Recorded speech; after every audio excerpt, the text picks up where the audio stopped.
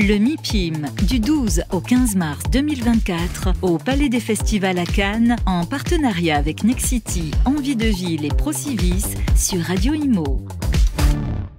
Et bien voilà, c'est la dernière journée du MIPIM. Nous sommes le 15 mars, il est 11h20. On est en direct sur Radio Imo. Merci d'être avec nous. On est au Palais des Festivals de Cannes, devant la mer. On ne peut pas rêver mieux comme écrin. Et pour parler aussi des activités immobilières, puisque la planète immobilière s'est réunie pendant ces 4 journées. Je vous le rappelle, plus de 100 pays se sont retrouvés ici pendant ces 4 jours. À Cannes, quelqu'un que je connais bien, qui est un grand monsieur de l'immobilier.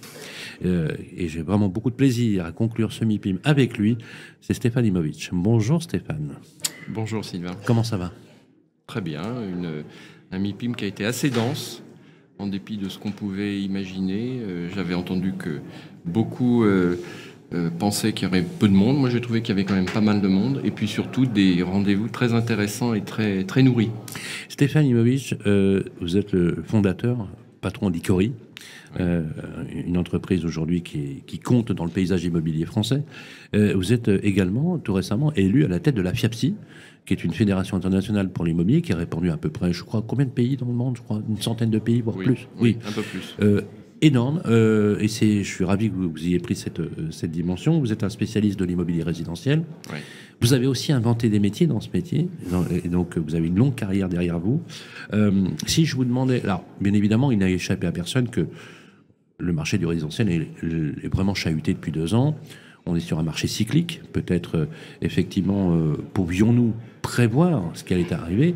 En tout cas, une chose qu'on n'a pas pu prévoir, c'est le côté multifactoriel de cette crise qui est inédite. Moi, je ne l'ai jamais vu, je pense que vous aussi non plus. Bien malin celui qui pourrait l'analyser dans ses contours.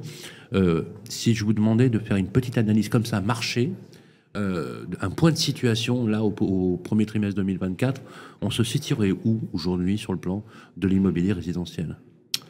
En fait, l'immobilier résidentiel, c'est un marché qui est chahuté, mais qui n'est pas plus chahuté que les autres secteurs, et j'ai presque envie de dire aujourd'hui presque un peu moins.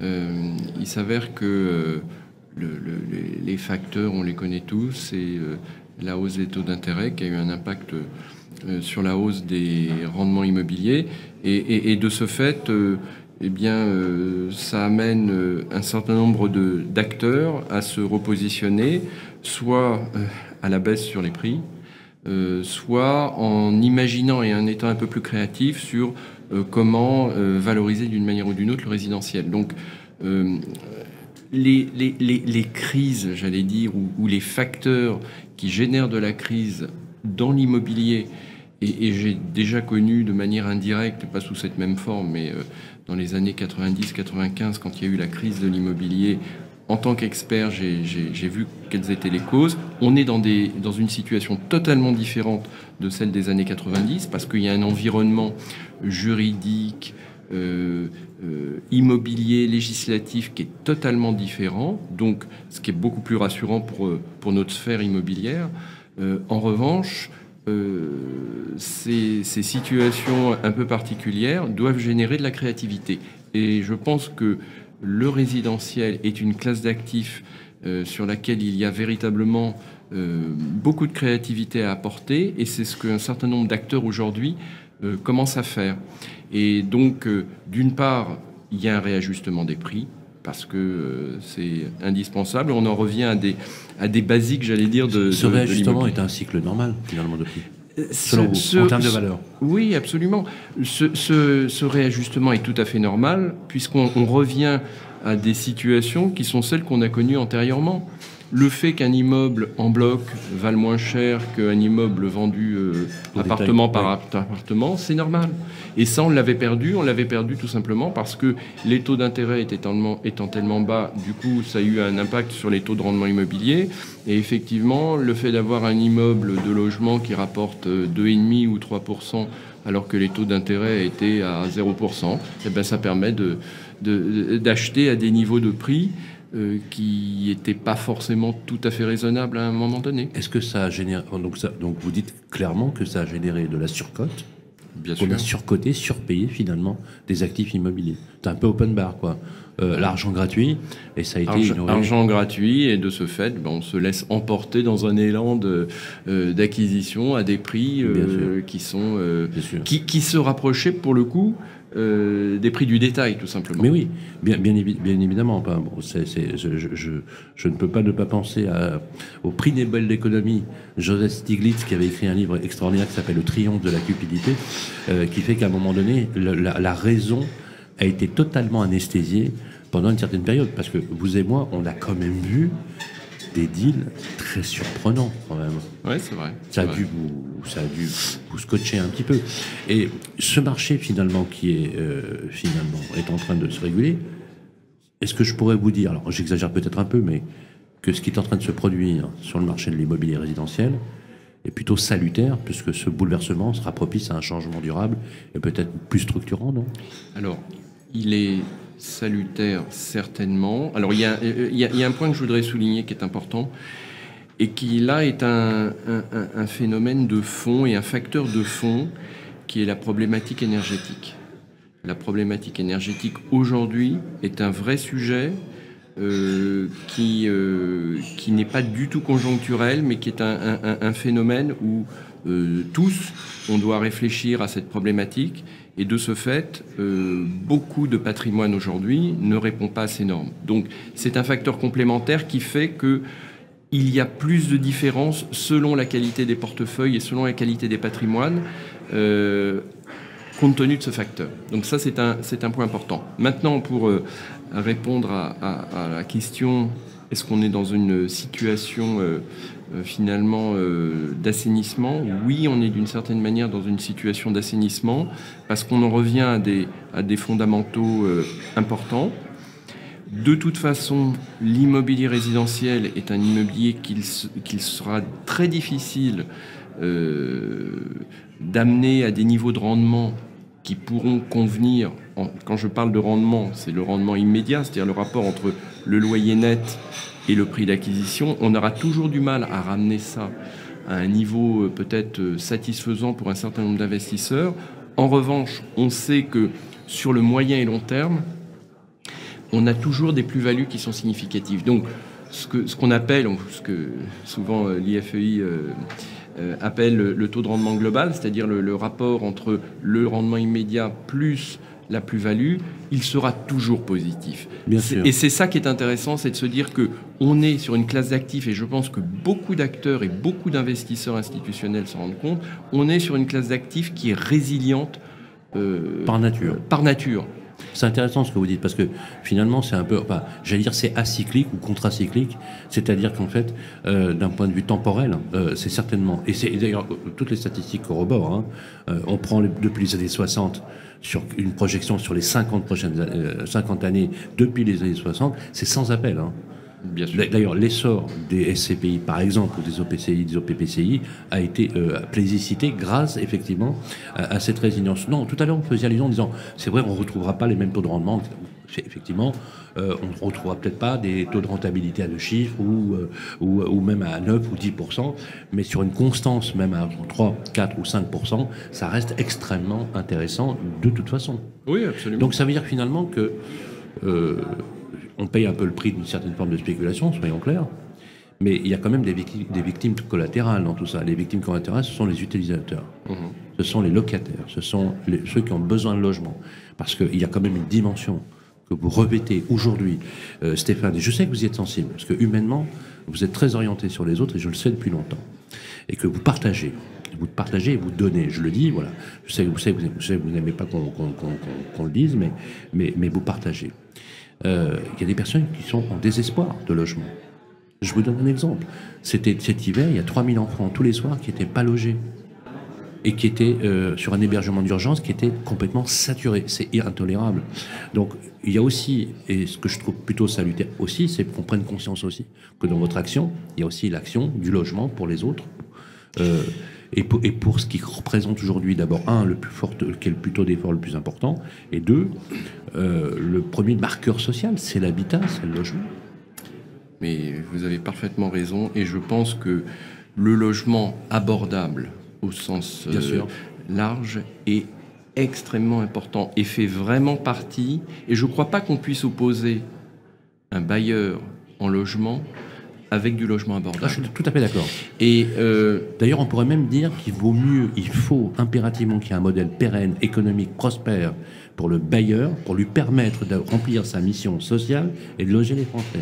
Vous êtes d'accord là-dessus? C'est pas antinomique. Je suis parfaitement d'accord. Et ça fait la transition avec un sujet dont je ne vous ai pas parlé jusqu'à présent, mais qui est un groupe de réflexion que nous avons mis en place, qui est présidé par Bernard Michel. Et ce groupe de réflexion qui s'appelle Vivere, c'est un groupe de réflexion où on essaie de faire des propositions au pouvoir public pour se dire qu'est-ce qu'on peut faire aujourd'hui pour proposer du logement abordable. C'est la clé, c'est vraiment la clé importante pour permettre d'abord, j'ai envie de dire, un apaisement social du logement. Le logement est toujours considéré comme antagoniste entre, d'une part, des propriétaires et d'autre part, des locataires. C'est quelque chose qu'il faut changer. Il faut changer dans les mentalités. Et pour changer dans la mentalité, il faut qu'il y ait un cadre juridique, un cadre qui permette aux uns et aux autres d'y trouver leur intérêt. Donc, nous, on a mis en place ce groupe de réflexion en se disant, on a fait venir des gens d'horizons très différents. On fait venir des gens du logement social, des gens qui proposent d'autres typologies de produits immobiliers autour du résidentiel, que ce soit des résidences-services ou autres. On fait venir aussi des investisseurs institutionnels. Bref, on essaie de constituer ce groupe pour se dire, à partir de là, à partir de notre situation, qu'est-ce qu'on peut faire pour améliorer, permettre le retour des investisseurs institutionnels, mais pas que des institutionnels. Il ne faut pas oublier qu'il y a plus de 90% des bailleurs aujourd'hui qui sont des particuliers. Donc qu'est-ce qu'on peut faire en termes de statut, qu'est-ce qu'on peut faire en termes d'apaisement pour permettre un retour des bailleurs au sens le plus large, que l'on soit sur de l'ancien, que l'on soit sur du neuf, on ne peut pas opposer l'ancien et le neuf. Et d'autant plus que l'ancien aujourd'hui a une nécessité de se rénover, d'être amené à des normes énergétiques qui soient satisfaisantes, qui vont permettre aussi de réduire les charges, etc. etc. Donc c'est tout ce travail que l'on essaie de faire aujourd'hui pour apporter quelque chose et donner des idées au pouvoir public et arrêter finalement de légiférer en permanence en disant on va opposer les uns aux autres parce que c'est pas une solution et je pense que c'est plutôt un repoussoir pour un certain nombre de propriétaires de s'imaginer un petit peu comme un exploiteur entre guillemets du locataire. Non. Alors, les intérêts sont communs. Vous avez parfaitement décrit la situation puisque finalement les risques massifs de désinvestissement liés à des contraintes réglementaires. Je songe par exemple au 1er janvier 2025 où les étiquettes G vont être retirées du marché si les propriétaires n'ont pas fait les travaux, en sachant que la sanction est punitive pour le propriétaire, puisque le locataire est en droit d'exiger par voie légale les travaux. Et ça va même plus loin. Il est en droit d'exiger d'être relogé aux frais de son bailleur actuel. C'est une situation dans laquelle on se dit, pour le propriétaire, c'est déjà une peine grave. Mais il y a une double peine, qui est celui du socle fiscal dans lequel il n'a absolument plus aucun intérêt à louer, ne serait-ce que par exemple en bail classique. Alors, effectivement, le législateur essaye d'aligner la fiscalité pour qu'il y ait une équité fiscale, parce que ça devenait quand même absolument fou. Je mets au défi n'importe qui, de trouver une location vide de moins de 30 mètres carrés dans Paris, c'est juste impossible. Et la deuxième chose, vous avez parlé de rénovation énergétique, où on estime ce marché à plus de 200 milliards d'euros sur les 20 prochaines années. C'est absolument colossal. On voit que l'État a fixé des rénovations d'ampleur absolument phénoménales, et au même moment, on est sur des systèmes qui sont cloisonnés. On voit que Bruno Le Maire a rétropédalé puisqu'il a fini par revenir en arrière pour réinjecter 1 milliard d'euros sur MaPrimeRénov'. Et l'autre sujet, bien évidemment, est celui du statut du bailleur, notamment le statut du bailleur privé que vous avez plébiscité, que vous souhaitez mettre en œuvre et qui ne coûte pas tant que ça à l'État. Bref, vous avez entendu Guillaume Kasbarian cette semaine, vous avez lu les 10 mesures qu'il a promues. Je vais être très cash avec vous. Est-ce qu'on peut encore, Stéphane Imovic, président de la FIAPSI, patron d'Icori, espérer quelque chose de cet exécutif qui n'a cessé, depuis les 4 gouvernements et 5 ministres du logement, de rompre finalement l'équilibre fragile qui régnait dans l'industrie immobilière. On a trop tendance à penser que le bailleur privé est un rentier. Oui, mais oui. Mais pourquoi on a ce genre de pensée, Stéphane ? Qu'est-ce qui fait qu'on se dit, tiens, c'est des salauds de capitalistes qui s'enrichissent sur le logement, c'est de la rente de situation, oui, c'est une façon de ne pas travailler et de gagner de l'argent. Non mais vraiment, il y a une mythologie absolument délétère. Mais je suis 1000 fois d'accord et je pense qu'il faut sortir de ce mode de pensée. Je rappelle que sur les 90% de bailleurs privés existants, en moyenne, ils sont détenteurs d'un logement. Ça veut dire quoi ? Ça veut dire que très souvent, les gens achètent un logement en locatif parce que ça leur permet de compléter leur retraite. Nous disions avec Bernard Michel qu'il était indispensable de rapprocher la problématique logement et la problématique bailleur de la problématique des retraites. Parce que, effectivement, si les gens font ça, c'est parce qu'ils se disent la retraite par répartition risque vraisemblablement de ne pas nous apporter un niveau de vie suffisant. Donc, nous, ce que nous pensons, c'est qu'il faut impérativement sortir de ce schéma en considérant qu'un bailleur est un rentier. Il faut considérer qu'un bailleur, c'est un acteur comme les autres. C'est un acteur économique. Absolument. Qui a un certain nombre d'obligations. Et on peut très bien imaginer qu'un bailleur, moyennant un statut classique, moyennant, permettant éventuellement un amortissement ou toute autre solution. Moi, je ne suis pas législateur, mais je suis l'homme de la rue. Et l'homme de la rue, il a du bon sens. Et donc, il faut absolument permettre et conditionner un certain nombre d'avantages avec derrière des obligations. Ça peut être des obligations en termes de niveau locatif, en termes de durée de bail, de façon à assurer une pérennité au locataire et lui permettre aussi de vivre dans des conditions qui sont acceptables. On ne peut pas... Vous parliez du locatif. Qu'est-ce qu'on constate aujourd'hui sur le plan locatif ? On arrive à des dérives absolument effarantes. Chercher un appartement dans une grande ville. Moi, j'ai regardé à titre personnel pour me louer un appartement. Impossible de trouver un appartement à moins de 60 ou 70 euros à Paris aujourd'hui. Ah oui. Parce que... Du mètre carré. Hein. Du mètre carré par mois. Ouais. Tout simplement parce que les gens préfèrent faire des baux civils, qui est un moyen de sortir de l'encadrement de loyer, de sortir de toutes les contraintes que l'on connaît. Donc, ramenons un flux un peu plus de liberté dans ce mode de fonctionnement entre bailleurs et locataires. En revanche, si on ramène un peu plus de liberté, il faut derrière mettre des cadres pour permettre à ce que les uns et les autres puissent y trouver leur compte. Donc, je pense qu'il y a toute cette réflexion et il faut arrêter de penser qu'un bailleur privé est un horrible exploiteur. Stéphane, vous devez être en colère alors, avec l'exécutif actuel. Quand vous voyez ces 4 gouvernements, les 5 ministres, à un moment donné, vous dites il y a un vrai sujet. Mais c'est tout simplement un manque de courage politique, bien sûr. Ni plus ni moins. Essayons de... Enfin, je sais pas, il y a 1000 propositions qu'on pourrait imaginer. Il faudra une alternance de toute façon politique pour y arriver. Mais c'est normal que vous espériez encore, parce qu'effectivement, ça ne peut avoir que du sens et il faut rester positif. Néanmoins, vous, Icori, vous performez dans un contexte compliqué. Pourquoi vous êtes bon dans votre domaine ? Parce que vous avez une culture de l'expertise, vous avez une culture du métier.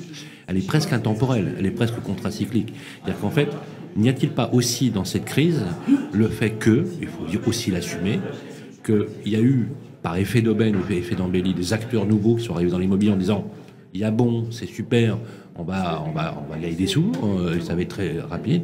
Et puis en même temps, les très bons, ceux que vous incarnez sur le long terme, finalement, seront toujours là, quoi. Je pense que quand on fait un métier, il faut essayer de bien le faire. Les météores, vous envoyez, ils arrivent et puis ils disparaissent aussi vite. Mais évidemment, alors c'est pas pour autant que La difficulté de marché, elle existe, hein, on ne peut pas le dire. Nous, on a eu une année 23 qui a été beaucoup plus difficile que la précédente, mais pour des bonnes raisons, tout simplement, qui sont celles qu'on connaît. En revanche, c'est vrai qu'on se doit, et surtout quand on est prestataire de services comme nous, on se doit d'être une force de proposition. On se doit d'être créatif. Donc c'est ce qu'on s'efforce de faire. Et par ailleurs, nous, on est des vrais spécialistes dans un domaine qui est le domaine résidentiel. Il y a peu de sociétés, je parlais avec un camarade là, qui est pas loin d'ici, et il me disait, quels sont tes concurrents? Je lui dis, finalement, des concurrents, bien sûr on en a, mais ce sont des concurrents qui interviennent dans un domaine, mais qui n'est pas leur domaine principal. Bien sûr. Nous, on est focalisé sur le résidentiel. Donc toute la matière immobilière chez nous, elle tourne autour de ça. Et le deuxième point, c'est que à l'intérieur de cette matière résidentielle, on a des domaines qui sont différents, qui se complètent, qui peuvent être totalement indépendants, mais qui se complètent. Donc, ça fait de nous un vrai spécialiste. Merci beaucoup, Stéphane. J'ai toujours tant de plaisir à partager ce moment avec vous. Merci à vous. Je gage, les amis, qu'on va se revoir très, très, très vite. Qu'est-ce qu'on peut souhaiter pour 2024 ? Eh bien, on va se souhaiter de continuer à être créatif. On va essayer d'apporter un certain nombre de nouveaux dossiers à nos clients et de faire preuve justement un peu de cette créativité pour apporter des choses différentes et puis pour répondre aux besoins, tout simplement. Merci beaucoup, Stéphane. Merci à vous. Stéphane Immobis, président de la FIAPSI et président également d'Icori, fondateur d'Icori. Merci. Il est exactement, voilà, il est pratiquement 11h42. On est toujours en direct ici au MIPIM pour cette dernière journée. On se retrouve dans quelques instants. Le MIPIM, du 12 au 15 mars 2024, au Palais des Festivals à Cannes, en partenariat avec Nexity, Envie de Ville et Procivis sur Radio Imo.